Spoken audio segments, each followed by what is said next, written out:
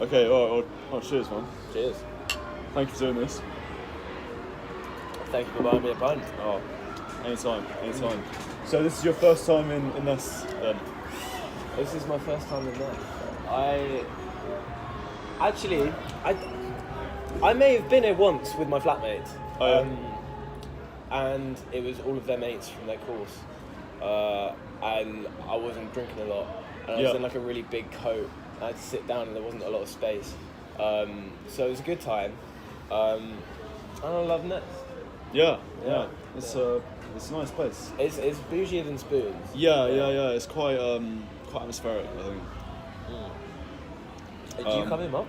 No, not really actually. A few times in second year, it was a good place to go to.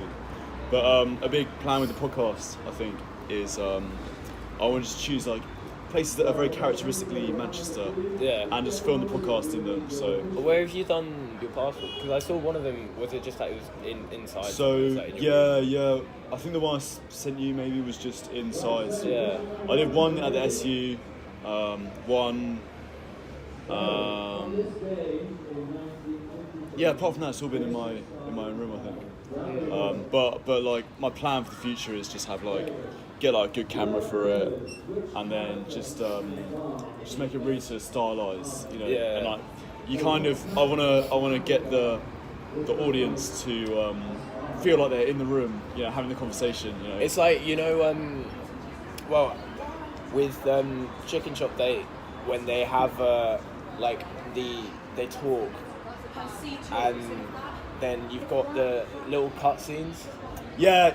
Of like just kind of the guy serving them, like standing there with the deep fat fryer. Yeah. I just get that vibe, but like you cut to sort of some person with like 3 piercings and fuel. Talking about how New Labour is terrible. Yeah. That's you and I are great minds think alike. Absolutely. Yeah. So I've got a lot of things to talk about, but I think a good place to start would just be we were talking about music earlier. What are you listening to at the moment? I've been listening to primarily Wonder House. Okay. Is it Wonder House? I feel like it's I haven't heard of them actually. I think so. Let me double check that that's what they're called, because I'm going to sound like a dickhead if that's wrong. But it's an album cover with like a sort of child on it. Wonder Horse or Wunderhorse. Okay. How would you say that? Because it's got a WU. Is that German maybe? Maybe. But it's a banger of an album. Okay. It's nice. like kind of it's got tropes of being a bit math rocky. Yeah. But it's still very much like still accessible indie stuff. But like I had 2 people recommend it to me, and then like first person I listened to, I was like, oh, that's alright. Second person, I like listened to it again, and I think it was out of the sheer fact that I was trying to listen to stuff that people recommended to me. I'd listened to it a certain amount of times. I was like, oh, I know this now, so I can behind it. Yeah. That and I mean the other day, actually not the other day, this morning, at like 6 in the morning. When I was skating to Comrade's house, I had Katy Perry on shuffle. Oh, really? So I'm diversifying my music taste right now. Very nice. Nice. No, I want to myself and a friend have decided that we're going to have to, as a necessity, do a cover of a Katy Perry tune at an open mic. Because I think it's pretty nice. It's just got to happen. Which one do you think? What's the sort of short list? It's going to have to be Last Friday Night. Yeah, that is actually a brilliant song. But we've got it to like. We're practicing it, and I got like some kind of open chords that sounded quite like it felt quite dreamy-esque, and then we went downstairs, and then one of his housemates was like, oh, you were playing some chords that sounded a little bit like Joni Mitchell. Yeah. And he was very much trying to be like, he was like, oh, this is some country music that you're doing, and then we told him it was Katy Perry. So something like that, yeah. Yeah.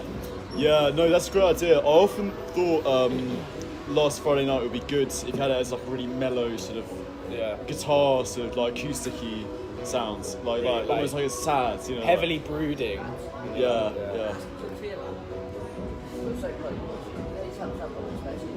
Oh, really sorry, man. I don't have any change on me. I genuinely don't. So I don't. I'm really sorry, man.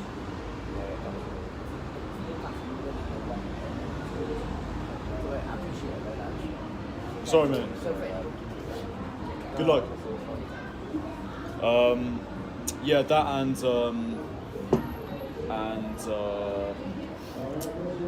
California Girls. I think that's you could do a lot with that. If you took it out of its natural sort of, because music comes in a sort of set of clothes, you know, and you can change it. I feel that's throwing me off. You know, I feel really weird making a podcast right now, and then like we've just sort of, we said like we don't have any change to this guy. Who, like I've seen him before. Oh yeah. And like I genuinely just don't have any change on me. Yeah. And I feel really.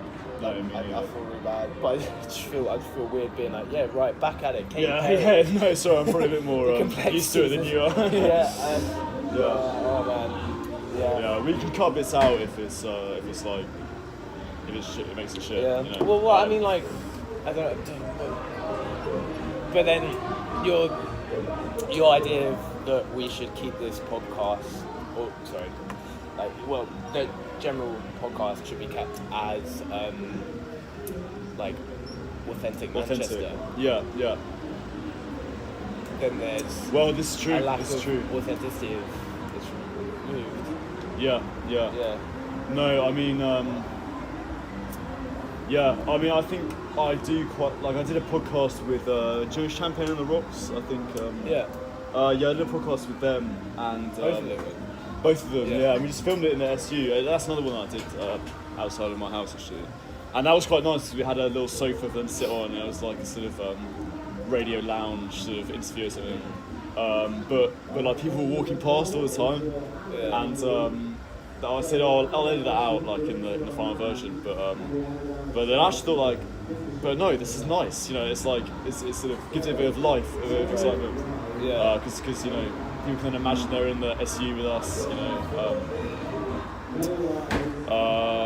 having a conversation. Yeah. Yeah, no, I saw that one because it was like when the sofa was moved. For the interviews for Life right, and the Hive, which nothing happened with them. Yeah, what happened to those? We've got the interviews. Some of it is on my phone. Like some of the audio is on my phone. Some of the video is also on my phone, but then some of it is on other people's phones, and it just needs syncing. And that never It's happened. long to do, yeah. No, because it's very professional. You had a proper microphone and everything. Which is my own microphone, and I haven't seen it since. I don't know really? where it's gone. Really? It's gone somewhere. No, I'm gonna have to get one at some point. I think, Yeah. because I can see it's a good investment. No, definitely. I mean, like if you're doing stuff like this, absolutely, just have like sort of two little. I think because if it's a clip-on one as well, you can just put it on. And I think the other thing is people like to talk it like to have a bit of sort of kit like that. Like I remember the first guy I interviewed on this podcast. I just brought him into my room and I had this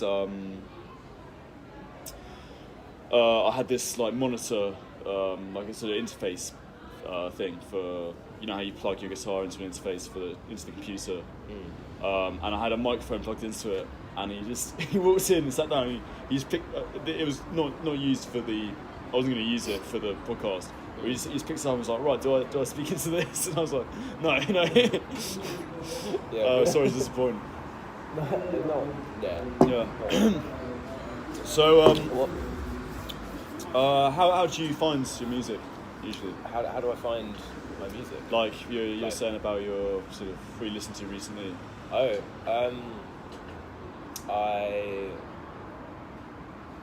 feel like I would like to say that it's more like I take a lot of recommendations. Yeah. I feel like I should listen to more people's recommendations because I get a lot of them. And Yeah. then Yeah. you always, I mean, everyone says like, oh yeah, Oh, I'll check give that that a out, listen, I'll give yeah, that a yeah. listen, and then it comes to it, and then like you completely forget about it. So, but I'd still say that's a lot of it. And then just bands that I'll follow. Yeah. They'll release stuff, and then I'll check that out. And then occasionally, I feel like it's the same way that you have sometimes in your life, of just like, where if say your room's a mess, and then you have this one day where you're like, fuck, I need to like sort my life out and like clean my room, and you do a whole like deep clean, and you get everything organised, and you get that sorted. And it's the same way in which I'm sometimes like, fuck, I'm in a rut and I haven't listened to anything new recently. Yeah, yeah. And then you're like, oh, I'm just gonna go and get involved in like some Irish Celtic folk music, and get involved in learning how to play the mandolin. And you go through those periods of sort of like, it's almost like a bit of an identity crisis, and then you have a whole change. You have a sort of midlife crisis of what you listen to. And stuff. So I guess that's the thing, like with Spotify now. Like, I mean, to take the example of like Irish folk music. Yeah. I know back in the day, if you were living in Ireland in the Tudor times, everyone just listened to that. You know, there wasn't like any choice everyone had about it on the aux. Yeah, exactly. You know, they got it on the Sonos speakers. Yeah, Come on. Yeah. But now it's like, just the variety is just ridiculous. How many different genres you can listen to. Is that what do you think of that? The fact that we've got so much variety now. I don't know. I mean, I quite like it. Yeah. But I don't know. Maybe there are downsides to it in other ways. I don't know. I mean, I guess in a sense it makes your knowledge of a musical genre very sort of superficial, because you're just getting the sort of very top of the genre, right? And you don't necessarily have the depth to understand it. But then, who cares? In a sense, you know. I mean, what do you think? Yeah, I think it's. I mean, I think variety is always good. Yeah. And I think that like variety and diversity in genres, and just as much difference that you can have is always beneficial, because you're able to then have so many different avenues to go down, and you're able to just experience a load of different things, and you can be inspired a lot easier because you've got different instruments and different elements and loads of different music. The idea of I think the problem with it, or problem which is occurring with like the lack of there being kind of like it being like something that you can truly identify yourself with, and like a cult, like a specific culture, because you've got everything everywhere all the time. I'm now just thinking about that fucking Bo Burnham song, where it's like he says like it's one of the songs from Outside, where it's like talking about he's sort of singing as if he were the internet, and then that's one of the lyrics, and that it keeps repeating and going on. So I'm now like, oh shit, but yeah, because you've got everything. Yeah.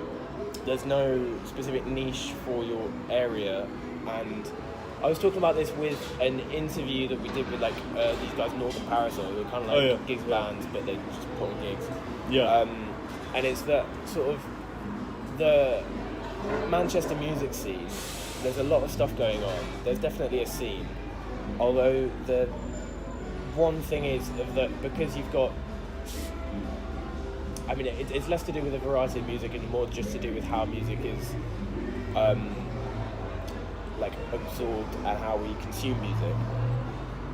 Because it's all online, you don't get like there's no specific place to meet up and listen to music. There kind of are. There's like sort of fuel. Places like that, but sort of it means all of the you get individuals who are clearly very stylized and very like engrossed in their own music and their own specific culture of music, but they're always individuals and dotted about, and like it would be cool to have a like place, and that's kind of what like all of these like Northern Soul like nights I try to achieve. All of those different nights. But yeah, I think that having a place, there needs to be a level of it being slightly analog. Yeah. Well, it's a difficult thing to achieve in an age where it's not the same necessity to like go out to listen to music. So like back in the day, when you just had a record player or even CDs, going to a record shop or whatever would have been a much more big thing. Or like, you know, you go to a bar and they would have a jukebox with all that stuff people listen to, and it's just difficult to replicate that without the necessity to do it, I think. Yeah. But there's something lost as well, you know. It's a good one. I think that's the thing, because you do get record shops and you get like things which are trying to replicate what once was, but then it means that the individuals who are part of that, it's not mainstream, which is, I mean having niches and things which aren't mainstream are obviously great, and subcultures are brilliant. I think the only point I was making with that is that like you get a lot of like this sort of pretentious clique about it. Yeah. And like if you go back to, we just sound like old men now, don't we? Yeah, I know. I mean, if we go back to a time where I've never experienced. But it seemed to be that if you were to go into a record shop, that's the place to go if you want to get music. So anyone who wanted to listen to music would go there. It wasn't just people who were like really passionate about vinyl and I'd just be interested to sort of be alive of a time where record shops were the only place to go. Because I don't know if it would be better because of this mainstream acceptance of it, and like the fact that it would be less, there'd be less judgment to it, but also it means that you deal with a lot of shit music, because it was all kind of like, because everything was like mainstream, and it's quite nice to have your own niche and know what you like. I think it would be, you would lose stuff as well as gain stuff. Like, I know, it'd be really nice to see. I mean, I think we just can get anything we want, you know, so quickly now with mobile phones. And it just sounds so romantic to go back to a time before that, in any sense. Even like watching a film, or like, no one just goes out to do anything anymore, because you don't need to. It's all just, I mean, people do, but no, it's very. It's such rose-tinted glasses though, because it is like, it's quite a romantic, that idea, and then like when it comes to the actual idea of like, if you just want to listen to a new song, you have to then like go on a bus, go to a record shop, buy this, come home, put it on. And you don't even like the records, you know. Yeah, exactly. And you fucked it. Yeah. So I think I'm definitely glad to be around now, but it'd just be interesting to see what it'd be like. 100%. I mean, I was thinking that last night actually, when we were in Blues Kitchen last night. I thought it'd be so cool to be in like the 30s. I know, just imagine how weird that would be if you just could teleport to the 30s. Why the 30s? Why the 30s? I don't know, I just kind of, in my head, that's what Blues Kitchen is sort of pretending to be. You know, kind of, I don't know. But you just never, it's just, we just get further and further away from this era every day. And, you know, It's lost, eventually lost in the. In the Imagine ether. what happens when we're gonna be like fucking 50. Yeah, I know. And then, I just don't. and then we're already slating this. I know. I'm really interested to see how culture's going to progress, and like what we're going to look back on. How culture's gonna progress. Or just What part of technology. culture are you looking forward to seeing how it progresses? I don't know, just kind of. I mean, technology's changed all our lives, right? And I think so much technology is going to change in the next 20, 30 years, and that's going to have similar, like they say AI, like chat. There's this like thing that can basically write essays for you now, which I'm sure you've heard of. Yes. I've heard the name of Like it. a chat GBT or something. I can't remember yeah, it, but excuse me. I just think that's going to do as much to culture that the iPhone has, and yeah, it's just. But I don't know how that's going to manifest itself, but it has to. You know, it. Like the world's not going to stay how it is, because that's not what's happened in the past. I mean, I was having a conversation with one of the artists of Life in the Hive about how they feel about artificial intelligence in creating their own music and their own art. And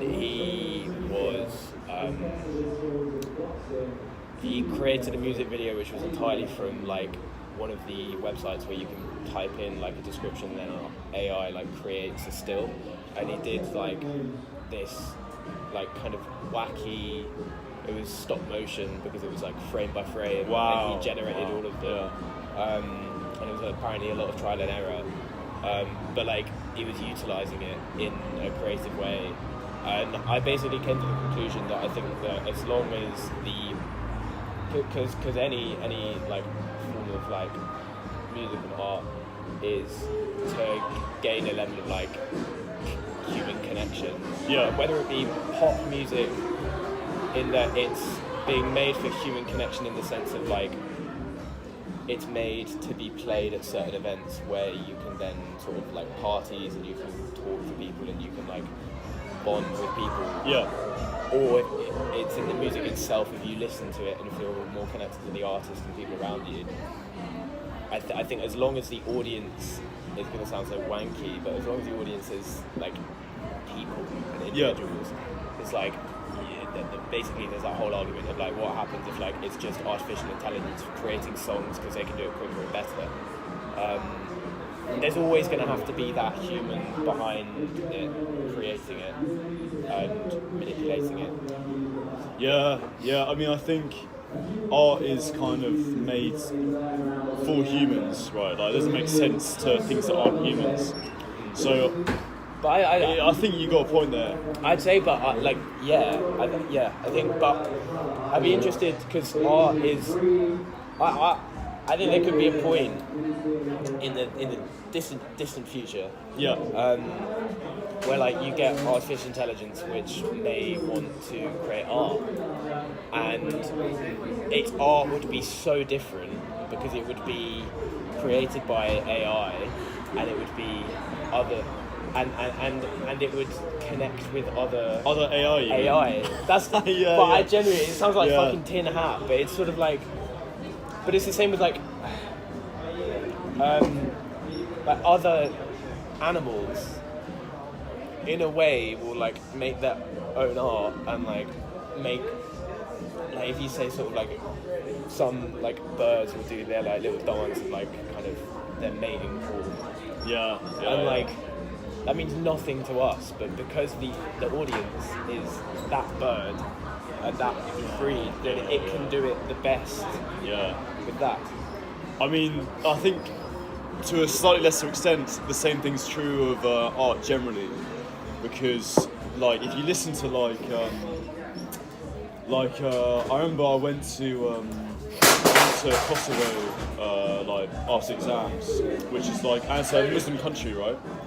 And so they have all these like tannoys of the prayer, you know, like the sort of Muslim call to prayer, and they sort of sing bits of the Quran out of these tannoys, and so you can hear it all around the city. And like to me, you know, because they're using very different scales to what you'd use in in like classical Western tradition, it just sounds very weird. And it's like, you know, but that sort of music is as, if I stayed there a bit longer and really understood, you know, got familiar with that sound, I'll begin to treat it in a very different way. It would start becoming music in its own right, rather than just kind of sounding sort of very foreign. I'd have a connection with it, a sort of personal connection with it.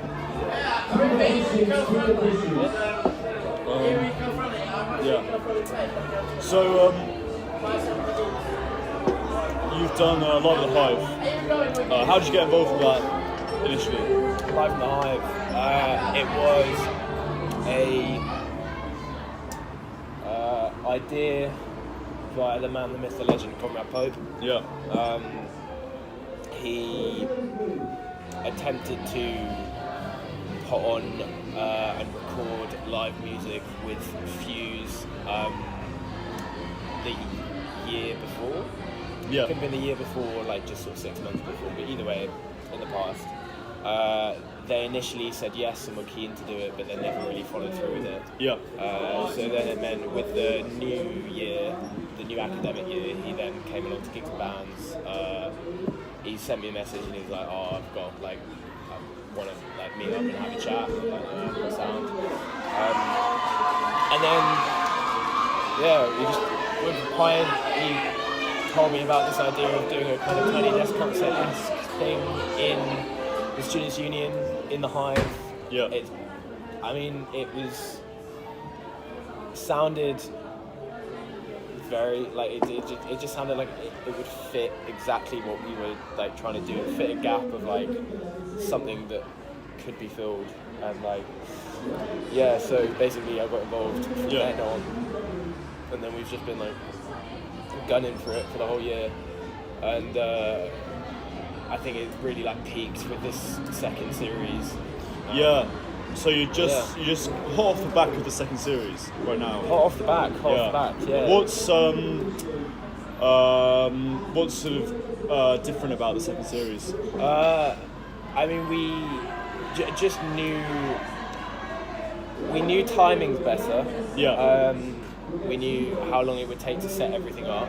Being that we'd done the first series, like the kind of the Students' Union knew about it more. Yeah. I think at the beginning, like with the first series, they didn't really know what to expect, and then we did it, and then they were like, "Oh, this actually is quite a big thing that's going to take up a lot of space," and we hadn't accounted for this. So we've actually had meetings with staff from the Students' Union this time to like fully gather what it's going to be and just clear up, like make sure that it was running smooth and like they knew what was actually going to happen. We've got better cameras, bigger videography team, a lot of videographers doing behind the scenes stuff, so we've got more content around it, not just the videos. The live stream was a lot better. We've got Marks who, again, they knew what they were doing more, so they got a lot more gear, and like the best thing is that we managed to collaborate more with different societies. The first time we tried to get Fuse involved and that didn't really work. They couldn't get a team together in time, so it ended up being a very individual thing to do with us. This time Fuse knew what was going to happen. We again asked them to get involved and they were more prepared, and it just means that it meant that was what created the live stream, and hopefully it means that the longevity of Life in the Hive, being that Fuse are now slightly involved and it's more of a student union project rather than just like one society kind of putting a thing on in the Students' Union. They're going to adopt it and we're going to be able to carry it on. Wow. So So it's just the beginning. I mean, hopefully so. I just think it's got so much potential. Well, that's what excites me about it. It's like, I mean, I guess I have a similar thing with the podcast. It's like it can start really small, but if you just keep it going long enough, it's got to be consistent. That really is it. Just like hours behind the wheel, you know, and yeah, you know, you get bigger and bigger acts on, and it's really exciting. The one thing that I do get concerned about is like, it's sort of, it needs to be adopted by the Students' Union, and the Students' Union needs to take it on. But then, like, they're gonna put roadblocks in. They just, it's never gonna. It has a ceiling. Yeah. It's gonna be grassroots musicians. And calling that a ceiling actually is probably the wrong phrase, because like we want it to be grassroots musicians. That's the whole intent. You want to shine light on, like the whole purpose is that it's a platform for people that like are talented musicians but haven't got that platform as of yet.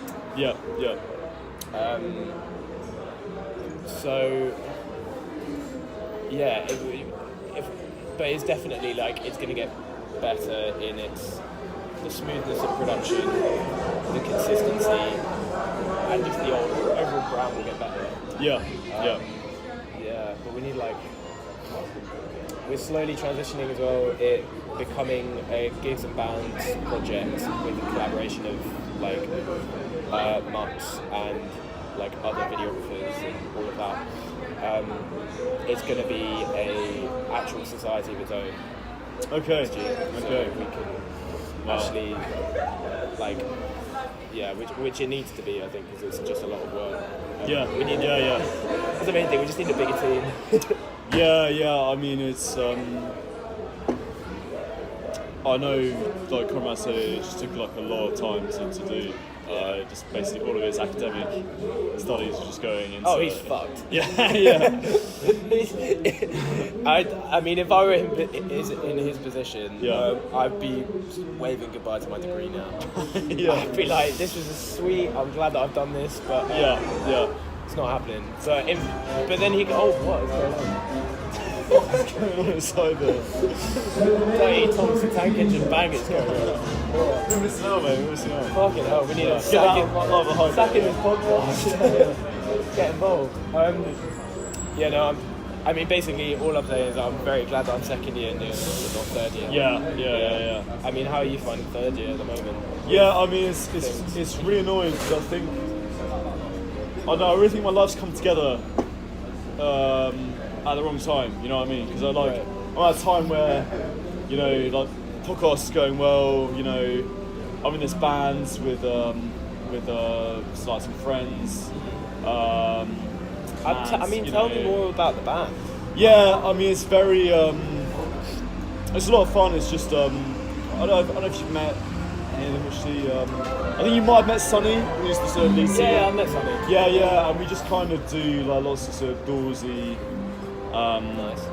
jams, and then we've got a few songs we're working on. And it's been a good output because I've written a lot of stuff over the past few years, like that I haven't really got a chance to play in a band environment. So it's nice to have that. Have that now. And I think the other thing is it's just nice to be in a band where you get on with everyone, and it's pleasurable. You know, you're not. I know I've been in bands in the past, and I feel like I kind of it's a case of forcing it a bit, you know. But like I don't know, there's a social aspect to it as well. No, I think like because it's a weird one of like you. I've never seen Phineas and Ferb, but the song is so catchy. Is that what it is? Yeah. How do you know the song book? You know, watched it? Because I would always see like 5 minutes of it when I was on my way to like primary school, because I'd go and like knock on my mate's door and I'd go into his living room, and then the theme tune would come on, and then I'd be like, sweet, we're off. Wow. That's testament to a good song, isn't it? Oh, it's a banger. It's an absolute banger. It's on par with Friends theme tune. Oh yeah. I swear to God. But yeah, I think it's an odd thing that you have to say that like, oh, the band that I'm in, I actually get on with them. Yeah. Because it's not. Oddly, it's not it's not the done thing. Like sometimes you can just be in a band and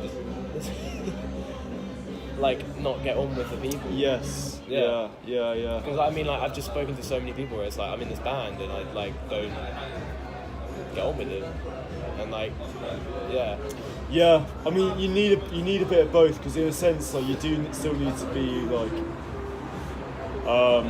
you do want people who are talented and being like a good person, like you get on with, doesn't always coincide, right? Always egos, isn't it? And like egos and stuff. So so I think you can be in a band with a bunch of shit musicians and. I've been having a really nice time playing with it, and that's great. And you can be in a band with great musicians, but you don't really get on with them. Which one would you rather? I would say the place that music has for me in my life at the moment. Yeah. I would say like you get on really well with them, but it's shit music. I mean, yeah, Because I think I guess less of it. It's just sort of like being in a band with people that you get on with, but like it's more of a pleasure thing, and less of a like path of like wanting to make that your career in your life. Yeah, I don't know. I mean, but at the same time, it is amazing to play really good music with people. Yeah, I don't know. It's a difficult question. What would you rather? I think that I'm picky. Yeah. And I think that I would not rather like I want both. Yeah. And it seems to be that from what I've been doing at uni, and how actually me playing music has gone, is that I don't want to I would choose not to play music over settling for one of them. Okay. I think. And also it comes because I think in an ideal situation I would want to be in the band where you're with people with big egos and musical knowledge, but you clash and it's less like just smooth and enjoyable. But I don't myself actually like. I mean, everyone's getting there and everyone's developing, but like. Mm-hmm. I feel like I still want to spend some time figuring out what I actually am and what I add to a musical and band situation. Because, like, if you don't know what you're specifically adding, and you can't you can't acknowledge that and you can't back that, then when you're in a band with the big conflicting egos, then you're gonna get like you're not gonna be able to stick up for yourself in that sense because you don't actually know what you're sticking up for. Yeah. Well, I think a big part of sticking up for yourself generally is it's like you need to know what it is you're sticking up for. Exactly. Yeah. Because like people say like, oh, you got to learn how to stick up for yourself, and that's true. But I think the best way to do that is not directly. It's by knowing what you bring to the table more than anything, and then like it just becomes a natural process. It's effortless. Yeah. I think the last band that I was part of, Plaster. Yeah. Check them out. Yeah. Gigging. Shout out. Not in March, but in April, I think. Okay. Why not in March? Because they're lazy fuckers. That's why they're lazy fuckers and they didn't get any gigs. So I think, in fairness, they've been busy as fuck. So. Yeah. Anyway, that I refer to that. Yeah. Because at that point when I was in that band, I didn't know as well like what musically I liked, what I could feel confident about. Yeah. like what I could confidently like bring to the table and suggest of what tastes would work and what wouldn't. And it was a massive learning curve for me being part of that. But I learned what, I mean, that like being part of the band develops what I realised what works and what doesn't. And what I want to achieve by being part of some musical group. And from that, I then realised that actually I know better what I want, but also being in this intense environment, I need a bit of time to leave that, process what I've experienced, and then be able to go at it and give it another go. Yeah. Hence why I'm no longer there. Okay. So, you're playing guitar in this? Yeah, I this was band? just kind of like playing guitar and doing that. Yeah. And I think like they're very intelligent individuals. Yeah. And it can be seen in like the way that they'll talk about music. Yeah. To the point of over-analysing it. And their musical knowledge was so great, and I joined that having just come to uni where, I mean, you come, like, for me, I'm from a small town below London. Yeah. And like, coming to Manchester, big city, university, completely new environment is like, you just get so immersed and you realise how your knowledge, like, just how much more knowledge there is out there. Yeah. And it's a bit of a shock of like, oh fuck, right, okay, I thought I knew my music, and then I'm around all of these music people and I realised, oh, I don't fucking know anything. Yeah.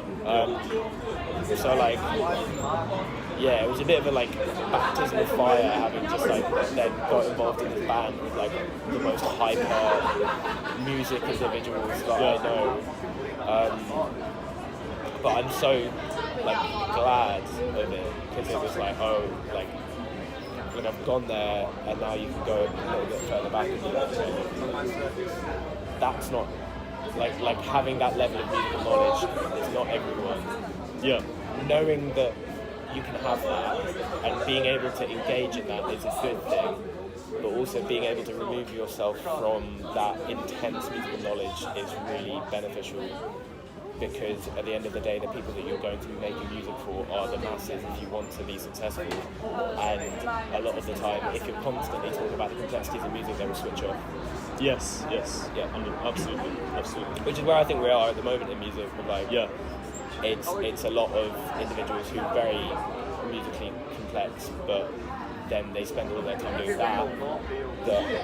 The masses are becoming disengaged, and that's why the top 20 charts are just. Yeah, I mean, I think we're at quite a.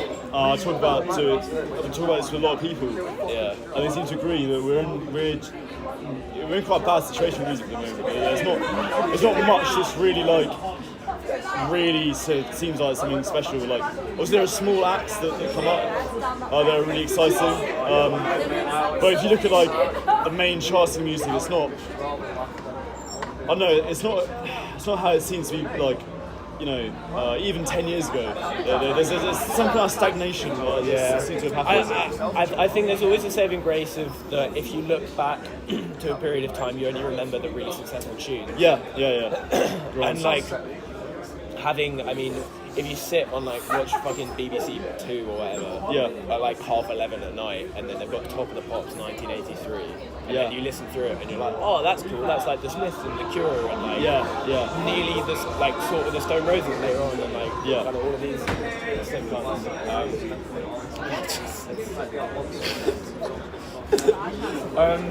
I mean, they're sick guns. And like just fucking Queen. Like, it was Blondie, 80s. She might be the 70s actually. I think kind of late 70s, early 80s. Okay, scrap that one. But anyway, you watch Top of the Pops 1983 and you realise, oh, that was only a tiny section of that decade. Yes. The rest of it was just god. Yeah. And, I mean, I think Anthony Fantano's always said this, like, you forget the bad music, because of course you do, you know. Exactly. It's like, I was apparently in World War II when they the RAF sent all these planes off, and the planes would come back with bullet holes, and the scientists would identify where the bullet holes are, and then they'd like repair, they'd like strengthen up where the bullet holes are most prevalent, but then the RAF said no. What you actually want to do is where is it never hit? That's where you want to re-defend. It's such a clever idea. I think it's similar here, you know. I'm sure people will look back on the 2020s and think, wow, there was some amazing music there. I mean, we've got some amazing music. Yeah. I mean, like, for me, being also, I feel like I always want to acknowledge whenever I talk about music. Yeah. There's so much diversity and so many different genres. I know, like, whenever I ever talk about music, being that I play guitar and I like guitar music, it is, when I talk about music, it's like guitar-focused music. Yeah. So with that, I mean, for me, the people leading that niche are Fontaines. Yes. Absolutely. Over the 1975 thing. I'd say there's levels of I think with the music, Fontaines are leading it, because that's actually what's going to, like musical and style-wise. I feel like Fontaines are paving the way for some bands to use their style in more of a 1975 performance way. Mm-hmm. Not to say that you can combine Fontaines and 1975, would that be interesting? But as in, I mean, like 1975 in the sense of like their performance-wise, they're on top of their game, and I think part of the reason of that is that they're acknowledging that they had their time where they developed music and developed style,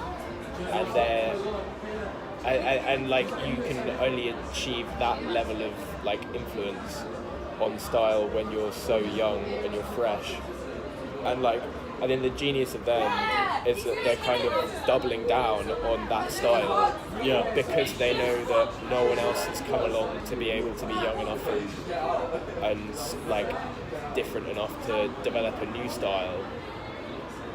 And they're just kind of like, well, we know, and it's weird because like if you sort of like carry on doing the same old thing, a lot of the time you think that that's just going to be boring and like you're just getting older and you're going to be dated. Yeah. But like, so I think what's fascinating is that they kind of double down on that, but slightly. It's almost like they're carrying on with their style. Yeah. And they're commentating on how their style is now perceived. Mm-hmm. Like they're not changing or making a new style. It's like they're kind of reflecting on their style. Mm-hmm. Yeah. I mean, the 1975 are an interesting one, I think. I love the fact that this podcast has resulted into talking about 1975. Yeah. Of course it has. I mean, the fucking last time I saw you, everyone was like, "Oh, you're fucking Matt Healy fan." I'm like, "No." So 1975. We've made it about 50 minutes before we started talking about it, so that's not bad. I'm gonna have to go for a wee. Yeah, of course. Do you want to pause this? And, okay, so just gonna wrap this up.